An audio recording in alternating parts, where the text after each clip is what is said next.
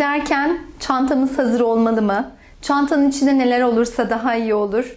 Doğum destekçimiz kim olmalı? Doğum destekçisinin özellikleri nelerdir?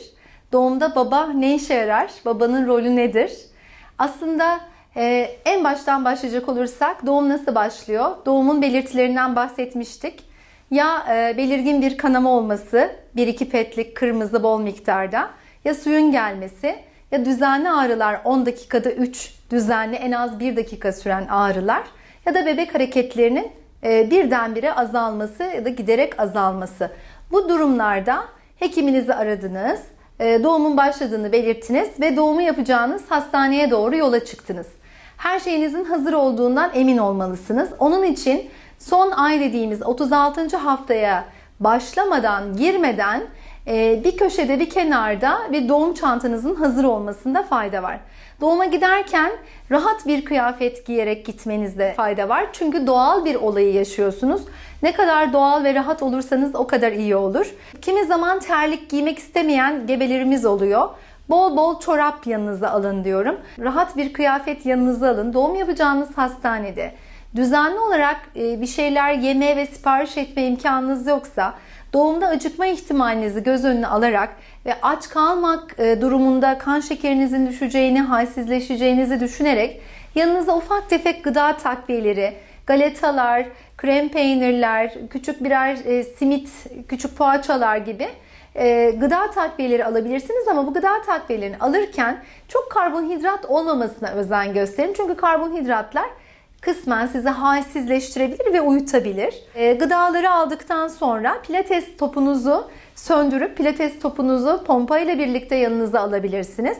Çünkü doğumda pilates topunun çok faydasını görüyoruz. Pilates topunun üzerine oturmak, onun üzerinde yaylanmak, su geldikten sonra pilates topunun üzerinde zıplamak doğumu kolaylaştırıcı özellikler taşıyor.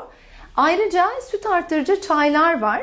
Süt artırıcı çaylardan da doğum çantanıza atarsanız doğumdan sonraki günlerde sütüm geldi gelmedi derdiniz olmaz ki zaten aslında böyle süt derdinin ilk 3 gün olmaması beklenir. Artık günümüzde sütün 3. günden sonra geldiğini, emzirerek geldiğini bilen annelerin böyle sıkıntıları olmayacağını umuyoruz. Bebekle ilgili eşyaları da yine yanınıza alıp hazırlamış olduktan sonra artık doğumun yolunu tutabilirsiniz. Hastaneye girdiğiniz zaman sizi karşılayacak olan personele kendinizle ilgili bilgileri düzgün ve düzenli aktarınız. Kan uyuşmazlığınız mı var? Eviniz, adresiniz, TC kimlik numaralarınız, bunları, verileri düzgün vermeniz sizin kayıtlarınız için çok çok önemlidir. Hemen sıkılmayın, hemen öfkelenmeyin, sabırla, sakin bir şekilde doğum başlangıcınızı yapmaya, ekiple anlayış ve iletişim içinde olmaya çalışın. Doğuma gider gitmez ebe genellikle NST dediğimiz bebek kalp atışlarını dinleyen bir cihaza sizi bağlayarak önce bebeğin iyi olduğundan emin olmak ister. Hemen bir alete bağlanmak konusunda itiraz göstermeyin.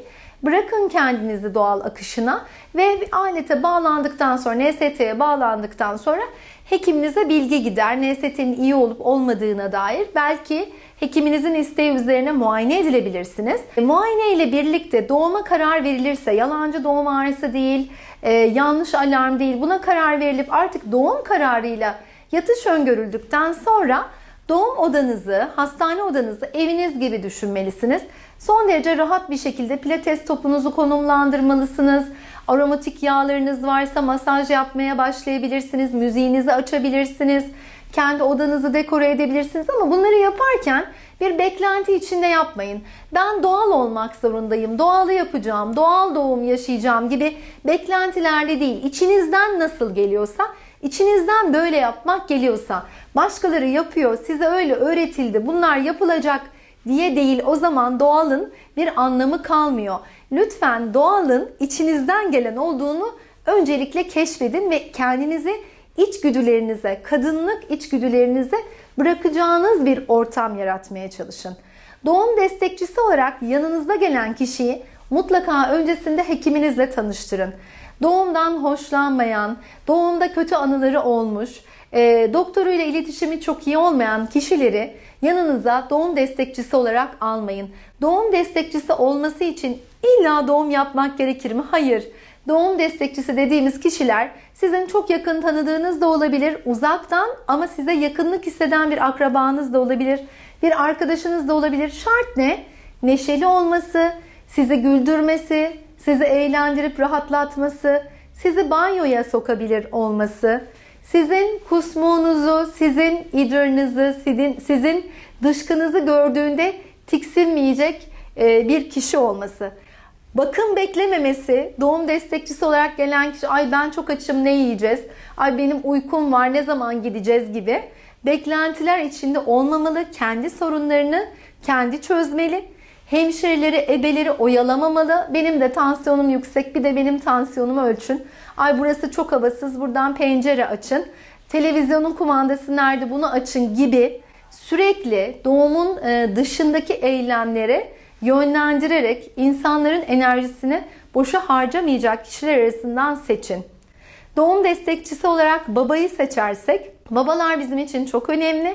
Çünkü biliyorsunuz erkeklerin bakış açısı testosteronun verdiği daha az duygulu, daha sakin, daha telaşsız bir bakış açısı ama her erkek böyle olacak diye bir kural var mı? Yok. Eğer eşiniz çok telaşlı, çok pimpirikli, çok korkuyorsa doğumdan, o zaman biraz daha ona mesafeli davranıp sizinle çok temasta olmasını istemeyebilirsiniz kendisinden.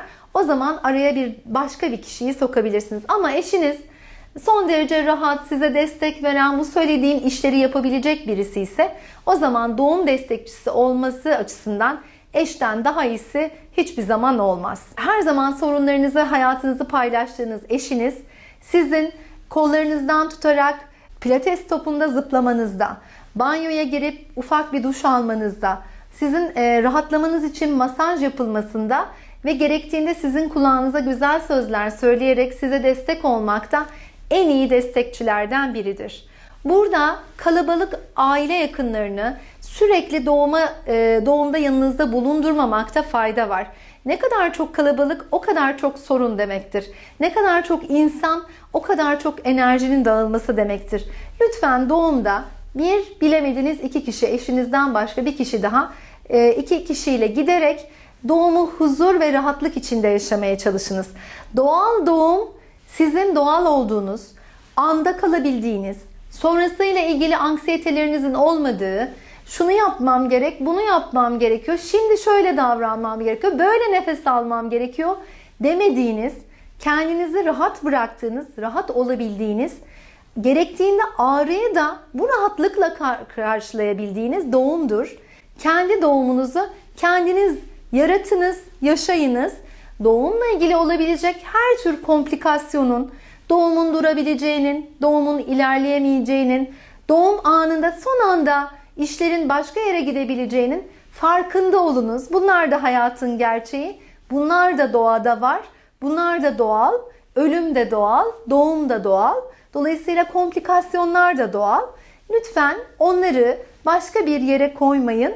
Doğumun içinde her tür sorunun da olabileceğini ama sizin güvenli, güvenilir bir hastanede, güvendiğiniz hekiminizle doğuma kalktığınızı, doğum işinde olduğunuzu bilerek huzur içinde olun.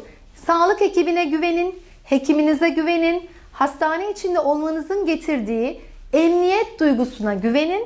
Lütfen doğumunuzu bu güven, huzur, mutluluk içinde yapın ki yeni nesiller güzel doğumlarla mutlu, huzurlu yaşasın ve bu mutluluğu, huzurluğu 3 nesil daha aktarsınlar.